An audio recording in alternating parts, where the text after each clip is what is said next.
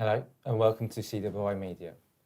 Before we begin, I would like to ask you to subscribe to our channel on YouTube. The name of our channel is CWI Media. You could also follow us on Twitter at CWI Socialist, and I'd also encourage you to like our Facebook page as well, if you already haven't done so. Today, my name is Berkay Kartav, and today we're going to discuss the economic growth claimed by the Chinese regime and the huge 1.9 billion stimulus package introduced by the new Biden presidency, a stimulus package that has been supported by 71% of CEOs in the US, according to one survey. So today we'll be asking the questions: what are the perspectives for global capitalism? What will be the effect of Joe Biden's new stimulus package in the US?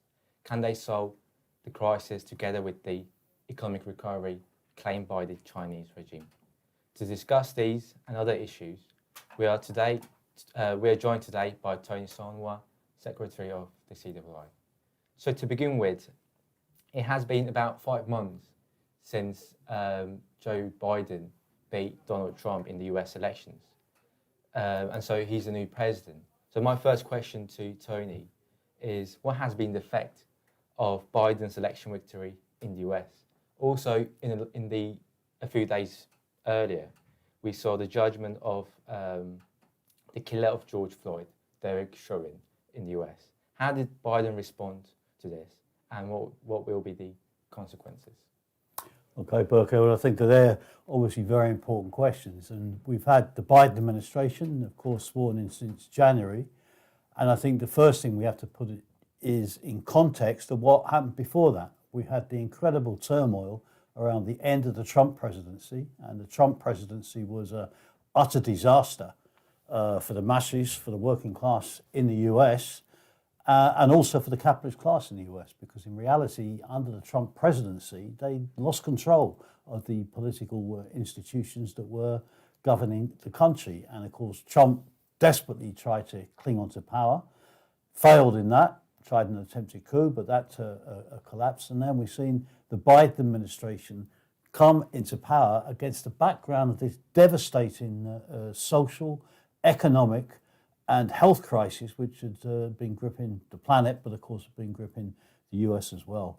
And for millions of US workers and youth especially, the fact that Trump was defeated undoubtedly resulted in a sense of enormous relief that seeing the back of such a vicious president of the populist right-wing nationalist character. And therefore Biden's come in and he's introduced a whole series of measures which are really quite broken with Trump's policy, at least domestically. Maybe we can come on to discuss the international situation a little bit later. He's introduced, as you said, the stimulus packages. There's 2 of them now, totaling something of the order of $4 trillion, more or less. And that's done for a very clear reason. It's tried to stabilize the situation. The ruling class in the US were terrified. You'd had the Black Lives Matter movement, which had developed. It terrified them in terms of indicating what the potential was for the emergence of really bitter class struggle in this incredibly polarized situation which had developed in US society. So they've introduced these stimulus packages with a desperate effort to try and restabilize the situation, to try and inject some form of economic growth into the economy, and to try and maintain control of the situation. And that's reflected in the judgment against the police officer who, of course, had killed George Floyd. And Biden has responded quite intelligently to that, because he supported the jury, taking the action they did. And again, it's a reflection of the more intelligent wings of the US ruling class have seen that they have to do something to at least attempt or be seen to try to clean up the situation of the brutal racism and repression which is carried out by most of the US police departments at this stage. And they're desperate to try and clean up the position. Now, what effect will it have? I mean, I think it's true to say it's going to have an effect. And I mean, the support as you say, the policies have been overwhelming in terms of the US society. People see it as a sense of relief that there's something different, and it will have a certain effect in terms of putting some money back into people's pockets, reflected in the one-off payment of $1,400, which has been put into people's pockets. And for some of the most downtrodden, it will have a certain alleviating effect with the measures that they've introduced. But the key question is solve the issues as far as US capital is concerned. And the essence of the point, I think, was really driven home by one economist, Rubini, who made the point that the $1,400 is going to be given to everybody. Only a third of it is going to be spent, because 2/3 of it is going to be used to pay off debts, the accumulated debts that people have on their credit cards, and on the fact that they've not been paying their rent arrears. And you still have the situation, I mean, some will benefit, it is true, but in the unemployment figures, although they're boasting about the fact that unemployment's come down a little bit, which is true, but there's still 10 million fewer jobs now in the US than what there was pre-pandemic. And even with this stimulus package, it's unlikely they're going to be able to resolve all of these issues. It's popular at the moment, but the question of the limitations of it are undoubtedly going to be seen as well. We've seen Biden has also, rather intelligently, capitalized on another issue, and that is the question of the trade unions. He's tried to embrace the trade unions, bring them into the discussions that you're having about a policy. He's even encouraged people to join the trade unions in a similar way to what Roosevelt did in the 1930s. But the key question is, will they capitalize on that? And it's an incredible position in the US. 65% of the population have a favorable attitude and a favorable impression towards the trade unions. And yet the trade union membership has shrunk and it's gone back. And it's a real reflection of the completely incapacity of the trade union bureaucracy to capitalize on this pro-trade union mood, which is existing amongst new sections of the working class. So you're going to have a honeymoon period for a short time, but I think it's going to give way to even bigger explosions in US society, of class battles opening up, and other struggles as well. And you got a little taster of that with the terrible killing of the youth as well in Minneapolis, with the rioting that broke out and the protests that broke out recently. And that's an indication of what's going to come in US society in the course of the next months and years, as the shine begins to wear off the effects of Biden's policies. As you said, Tony, the new fiscal stimulus package in the US is making some concessions to the working class in the US, and you also mentioned that some capitalist commentators have been comparing this new stimulus package with the New Deal introduced by Roosevelt in the 1930s. Are they the same? Well, that's an important point, because there's been a lot of celebration of it, and there are elements that are the same. I mean, they've got the infrastructure projects that they're undertaking. They've had the concessions they've given through different social security bills, the one-off payment of $1,400, and some other measures are there. And then you have this infrastructure program that they boasted about. And then of course you had, as I mentioned earlier, you've had a very similar position of Biden making a few words, of a favourable disposition towards the trade unions, which is what fundamentally Roosevelt did. And in that sense, there is an element of the New Deal present. But does it compare with what Roosevelt did between 1933 and 1940? And that's the critical question. This current stimulus packages, and it will go up a little bit with the green investments that they're announcing or coming on to today. It's about $4 trillion at this stage. It will go up a little bit to $5, maybe even $6 trillion. Staggering figures that they may put in.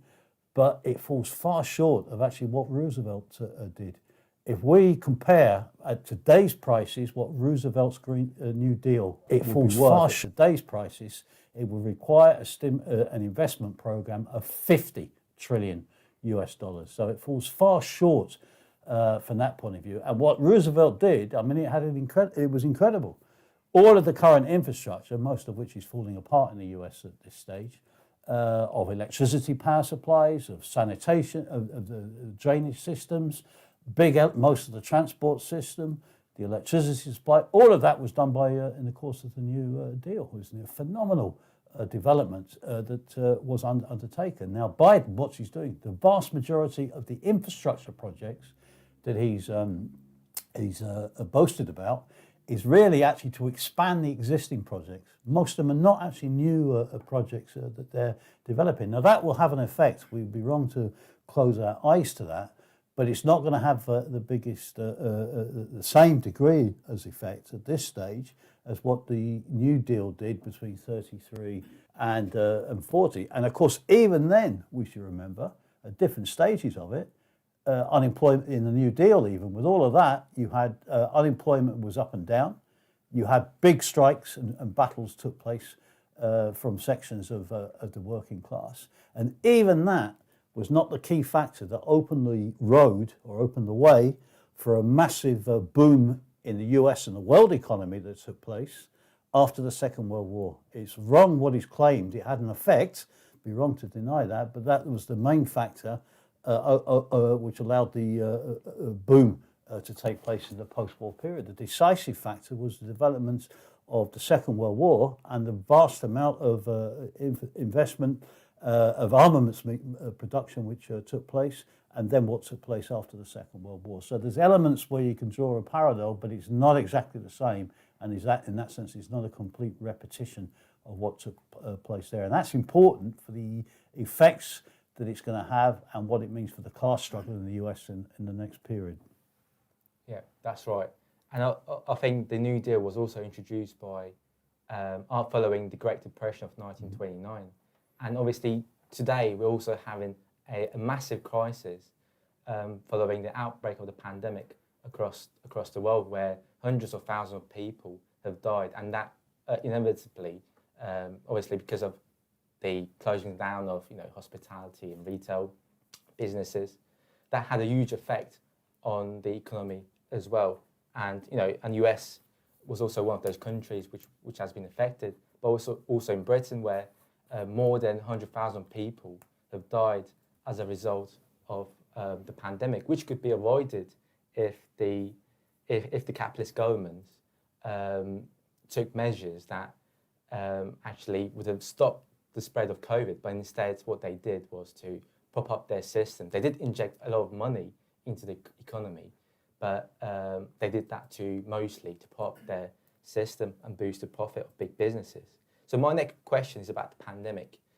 Has this been resolved? I mean, a lot of countries now has been, vaccinating their populations. There are also inequalities between different countries as well, between how that vaccine is being rolled out.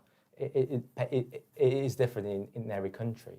So has the pandemic been resolved with the vaccine rollout?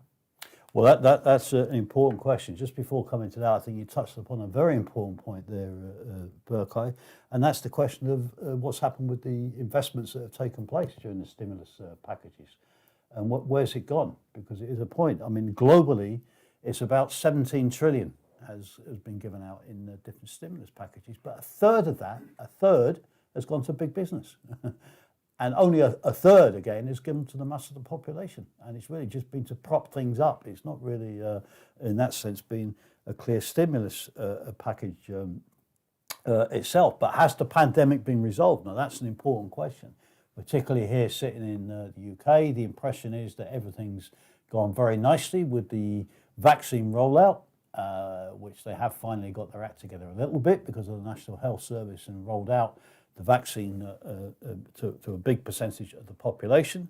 That is now being done in many other countries as well, including in the US under Biden. It's dramatically increased. Even the initial catastrophe of the rollout of the vaccine in Europe has been overcome a little bit, but you can get a false impression because globally we're nowhere near seeing the issue of the pandemic being resolved. We have now breaking in India and Brazil, the two countries in particular, an absolutely horrific nightmare of a situation. It has exploded in India in the course of the last few days. 300,000 new infections every day in India. And by the way, to what degree you can trust the official figures of the Indian government is another question, but that's what officially is being put out. 4,000 dead a day in Brazil, at least, is what's happening there. And it's going to have it's horrific consequences. We have the possibility of new variants, which are being tracked in India and also Brazil, which have been devastated. And in both cases, in fact, all cases, the lunatic right-wing populist regimes have fared worst in general with the death rate. That applies to India, the vicious regime of Modi in India.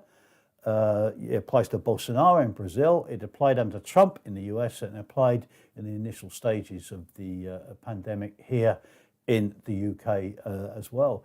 And the position in India and Brazil is having a horrific and devastating consequences. The hospitals are full. There's no oxygen available for swathes of the population and can't get hold of it. People are being driven around in cars. You only have to read the tragic cases given in the press today. And of course, our comrades in India have suffered from this, from the COVID. We have Comrade Jagadish currently in hospital. He's recovering well, but they're part of the working class movement and suffer as the working class suffer. An horrific position is opening up there. And the depth of that crisis is going to have international repercussions for how the health crisis unfolds. It's not just a question of India and Brazil. It's already impacted throughout the rest of Latin America. What's happening in India is going to impact elsewhere, including internationally. So it's going to be ebbs and flows. It's not going to be a uniform position. Things will open up a little bit here open up a lot here in the UK.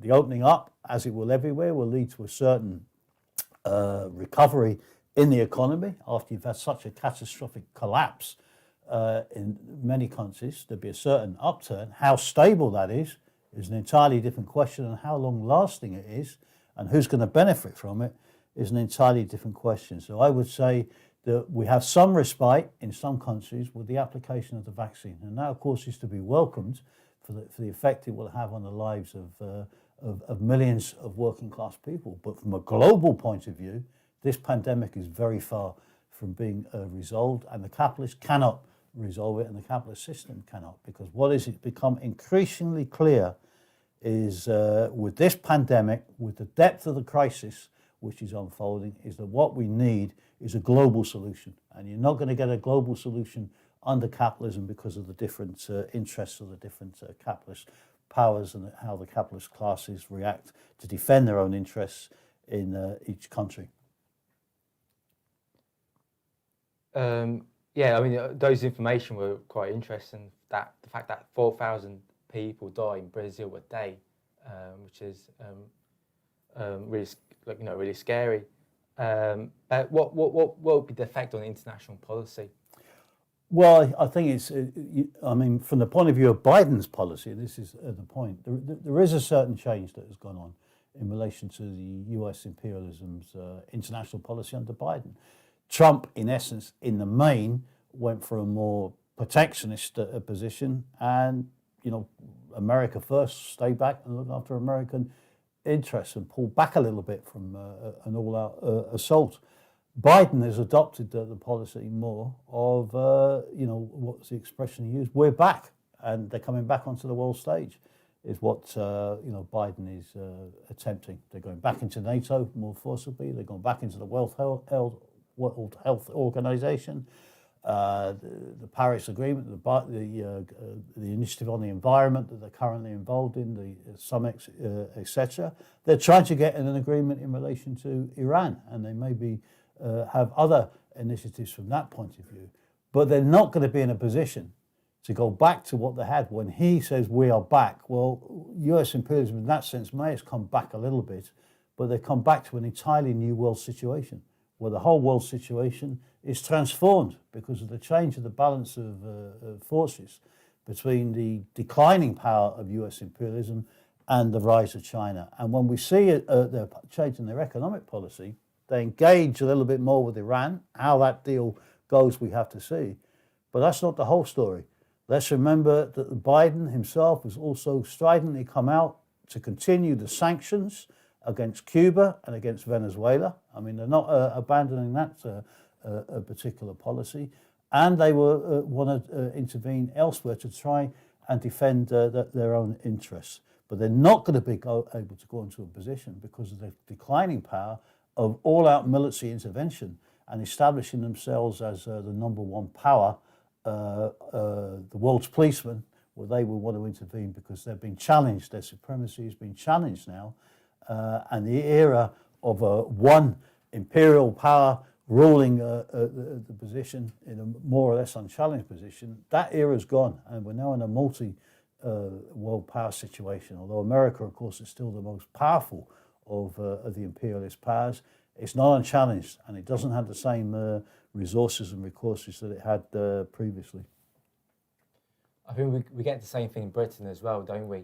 We see with the Brexit and the effects of the pandemic, we see the decline of Britain as a world power, and the withdrawal agreement, the Brexit agreement, kind of puts EU, gives the EU upper hand in future relationship between Britain and the EU. But what you said about the US, the declining power of the US, the economic recovery in China, quite important. So my next question would be, with the now Chinese regime is claiming an economic recovery, and so what effect would this have in the world? Well, I think we've seen the figures produced. The Chinese are claiming this bounce back and the recovery, and I think that we have to accept and recognise the reality. There has been a certain economic recovery in China. They're claiming, I think, over 5% growth in the last quarter, something of that order. I mean, the reliability of the figures, okay, well, that can be brought into question. But nevertheless, a significant or important recovery has taken place. And the Chinese regime has emerged in a strengthened position from this pandemic because of how they've managed the situation and how they've handled it far more effectively than Trump did in relation to the US and in relation to other countries as well. And they've had a certain bounce back from the position. But they've emerged in that sense strengthened. Now, the key question is this going to open the way to be able to result in a major upswing in the world economy? And there, I think that we have very fundamental problems. And because of what is taking place, you have a certain recovery. US imperialism on its own is not going to be able to pull the world fully back into a period of an unchallenged, prolonged economic upswing. And in China itself, despite the economic recovery, there are major contradictions built into the situation within the Chinese economy itself. We have, for example, in relation to the amount of debt. And by the way, the issue of debt is a key international factor which is going to erupt, particularly in the neo-colonial world of Asia. And in China itself, despite the economic recovery, flashpoint. It is probably true to say that the global debt by the end of this year will approach $300 trillion. We're going into the realm, it's already happening in Argentina, of debt default, of renegotiation of the debts is taking place, and that can trigger a major global international financial crisis. But within China itself, you also have a major problem of debt which has been accumulated. By 2019, before the pandemic started, the total debt in China is estimated to stand at something around 300% of GDP. Now, that is not a position that is not going to cause some problems. You also had the prospect that the growth could be cut across in China with the intensification of trade wars, with the rivalry between US imperialism and Chinese capitalism in particular, developing. The trade tensions and trade conflicts have not lessened. They've broadly heightened. That can have a big effect in terms of consequences for the Chinese economy itself.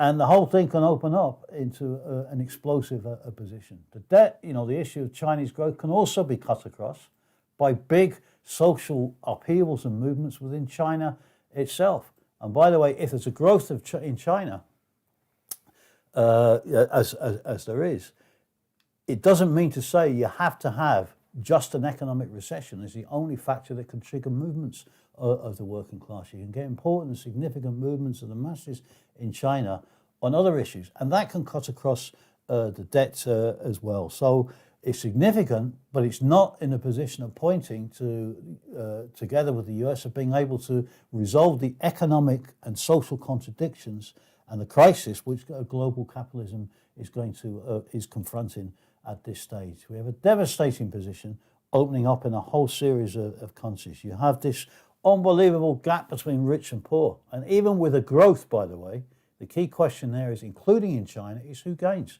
from this growth. It's not the mass of the population. Sections will gain, it is true, but it's not necessarily the mass of the population. And look what's happened under this pandemic. We've had, in the course of 1 year, there's been 493 new billionaires have been created internationally. 205 of them, by the way, are in China as well. At the same time, the gap between rich and poor has never been greater in the entire history of capitalism. And that is resulting in all sorts of upheavals and problems.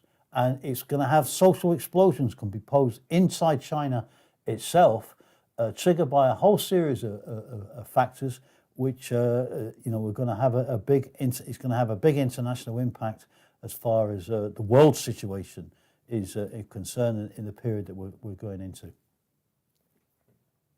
Another feature in the current world situation, as you say, is the increased trade tensions. It is the increased competition between different capitalist countries.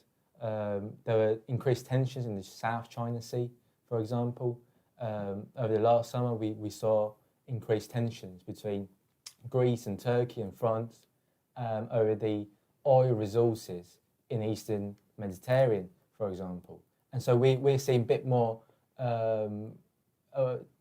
clashes between China and the US and other global powers. So what's your opinion about these increased clashes between major superpowers? Well, what I think we're fundamentally seeing is, with the decline of US imperialism, they're compelled because of that and the ascent of China to come into collision with it. They have to engage with it and try and manage it and at the same time, come into collision with it. And what we're seeing really with Biden, he puts it quite bluntly, he has a policy of trying to group around him a democratic alliance, as he will put it, to stand up to China and to stand up to Putin's Russia as well. And you see on the other side, both the Chinese regime, to a certain extent Russia as well, also trying to establish their own particular blocks and to develop their trade position and their trade blocks. And we see that developing. RCEP, the new trade arrangement, which has been formed in the East, which includes New Zealand, includes Australia, includes Japan, China, obviously, accounts for 30% of the world's population. The China pull that together on the one side, but then they get into all sorts of contradictions. And this is the main problem that they have. And in all of the new blocks or trading groups, which are very unstable, they're trying to pull together, you have all sorts of tensions that are developing. Australia's drawn in to this new block around the China RCEP. And then when there's a very short space of time, they come into collision with the Chinese and they're denouncing them. I mean, it's an extremely unstable situation that you have. And then it's compounded by the expansion of China, which has gone into Latin America. It's got a heavy presence of investment now taking place, even in Southern Europe, in Portugal, Greece, Italy as well. And that's compounding the problems inside the EU. Even Germany is in a very contradictory position. America's trying to court the EU as a bloc to go with it in opposition to China, which it does to some extent, but then you've got their own vested interests who are linked with China. And Germany is really largely dependent on the market, its car exports to China. And therefore, they're caught in a permanent dilemma. But you have these developing tensions, which are then not only reflected economically, there's been an incredible military build-up, increase in arms expenditure which has taken place. And then you see all sorts of tensions, of a struggle for spheres of influence breaking out around the world at this particular stage. You see it between India and China over Kashmir. There is a battle going on between India and China for influence in Sri Lanka.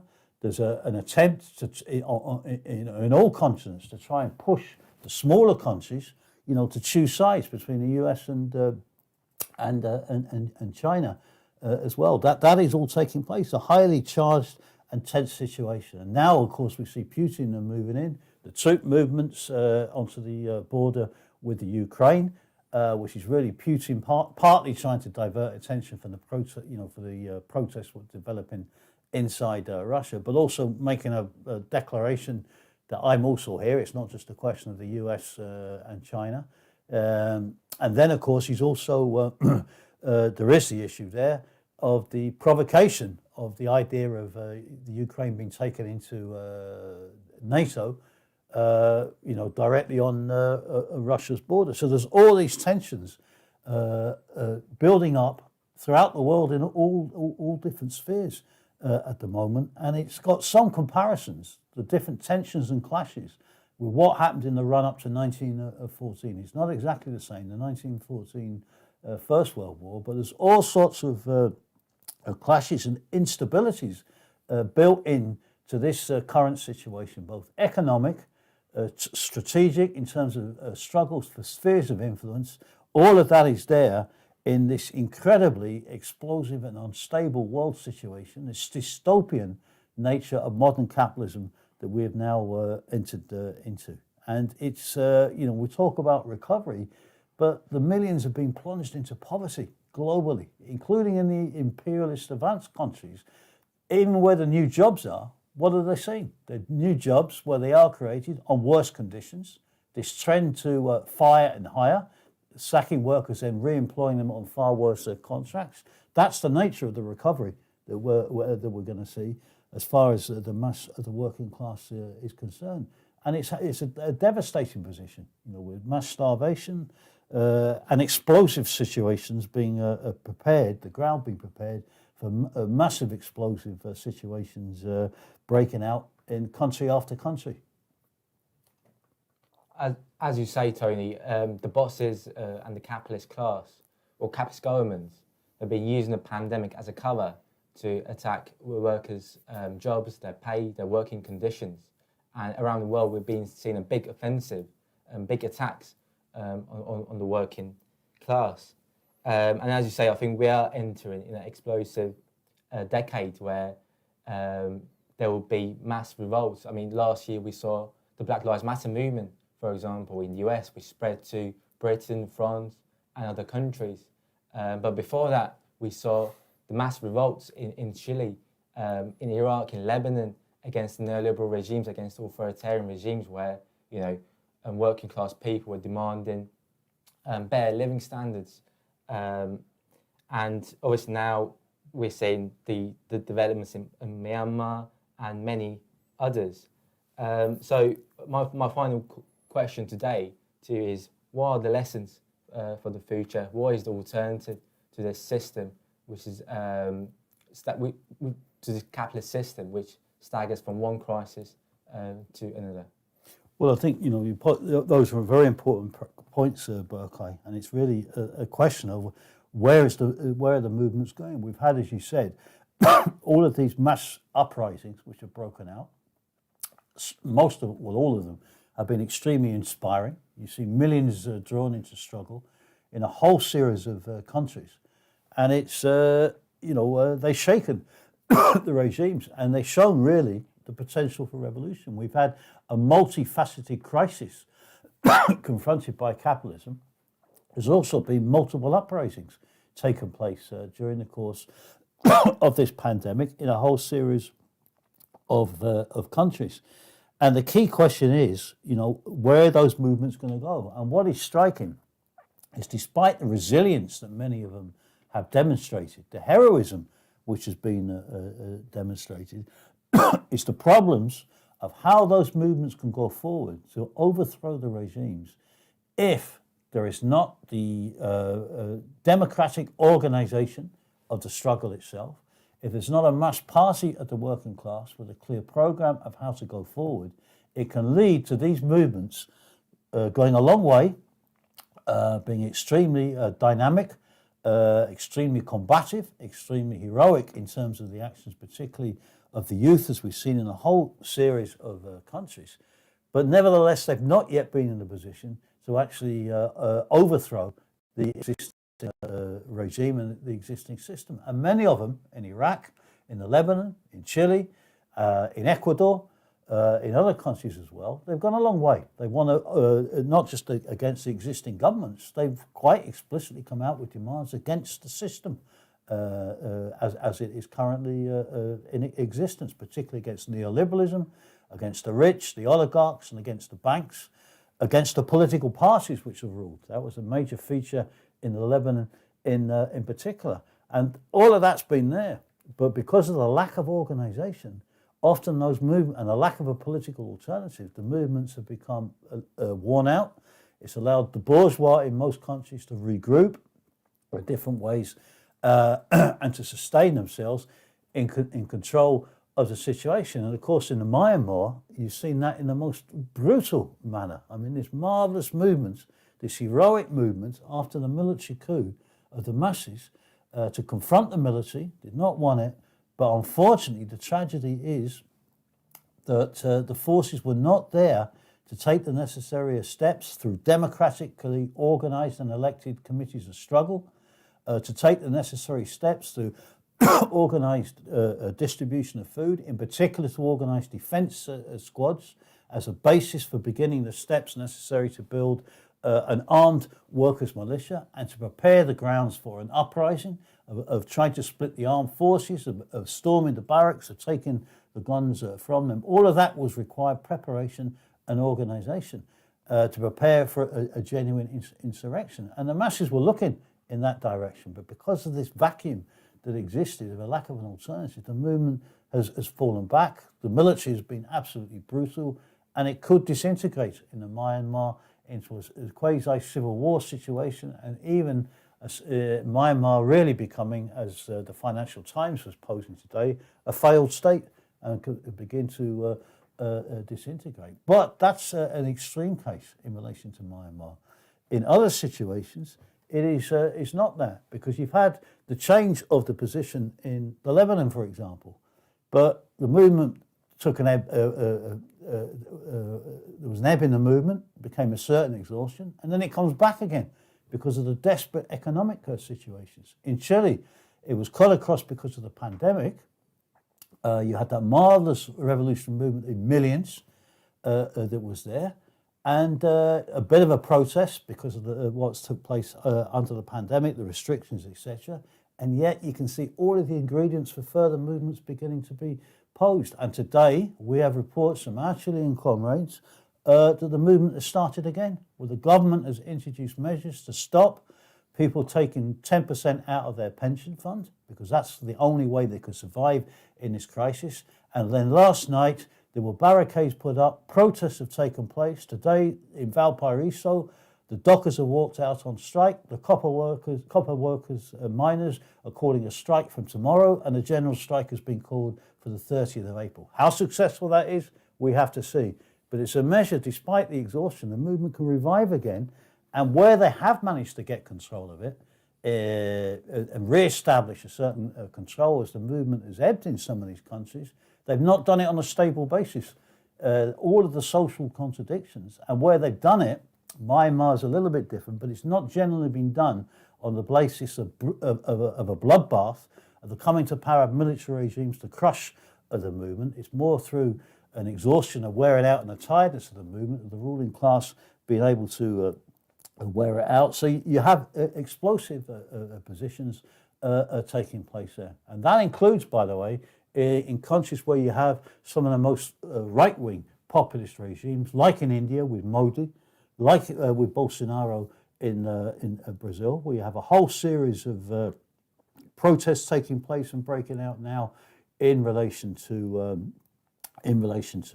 Brazil. You have, despite what happened with the sacking of the generals, now we have the new defence minister threatening again that the army will still be there to be used to, in effect, prop up Bolsonaro and step in should it be necessary. But if that is what is the recourse taken to by the Bolsonaro regime, it's going to trigger massive explosions because of the social and economic position that is there. The bourgeois don't want that, by the way. If he does it, it'll be an adventure on his part. It's not what the Brazilian ruling class wants. But nevertheless, you're in such an explosive and a contradictory situation in these countries that there's going to be new struggles break out, and we will have further, uprisings. And your country, Turkey, is a prime candidate for a further explosion there because of the crisis which is developing. The key question is will the working class and will the youth and the working class together, in the course of this crisis, in the course of these movements, of a series of movements, be able to stamp their mark, stamp themselves in a conscious form at the head of these movements and build a real alternative. And it's not going to be easy. It's going to be a protracted process. But it's extremely interesting what has taken place in Peru, where last year 3 presidents were toppled. Let's remember that. 3 presidents were overthrown and were toppled by the mass movements which has taken place there. You've gone into this round of the presidential elections, and the winner in the first place, probably not going to win the second round elections, is a candidate from a new party which emerged from a bitter strike of the Peruvian teachers, which formerly subscribes to defending Marxism, but maybe it is a pointer that through this experience of struggle, you can see new parties begin to crystallise and come out as a product of the struggle. Now, that's not an automatic process, but it's a crucial task that is faced by the working class internationally in the era that we've gone into. The capitalists are going to stumble from crisis to crisis. They're in the realm of crisis management. We're in the realm of our challenge is, can the working class build a political alternative to stand up to the system, to challenge the system, and to ultimately replace the system with an entirely new social order, a socialist order. We face this multiple crisis which requires global solutions, and it requires a global socialist solution to avoid the catastrophe which capitalism is posing for the future of humankind in the next period. We have the environmental crisis, we have the continuing health crisis, and the economic devastation which is there is posing a threat now in a number of countries. We see it in Africa, it's developing in Asia and Latin America, of even the fragmentation of some countries, of the social crisis being so devastating.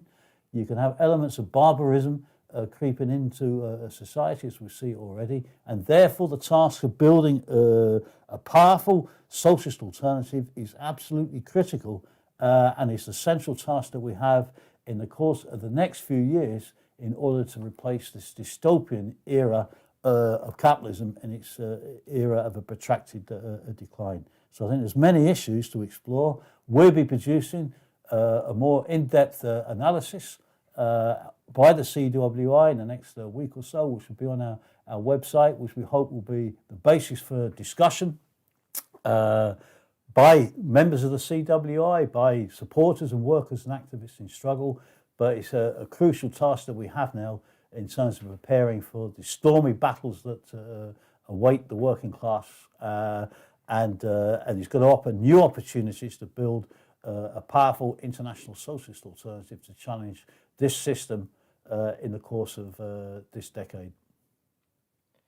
Thanks very much, Tony. I thought that was an excellent broadcast. Hope you all enjoyed it as well. Just before we end this broadcast, I would just like for more, if you want to hear more, read more analysis, more social analysis and perspectives for the global capitalism, then I would encourage you to go to our website, socialistworld.net. As I said at the beginning, follow us on social media. You can follow us on Twitter at CWI Socialist. Like our page on Facebook, Socialist World CWI. We're also on Instagram. If you search at Socialist World, then you'll find our account. And just to let you know, all our streams are available live, and you can watch it after as well on our YouTube channel, which is called CWI Media. And one final thing, if you agree what Tony has said today, and if you want to be part of the struggle fighting for socialism, then I would also strongly encourage you to join the Committee for Our Workers International if you already haven't done so. So thank you.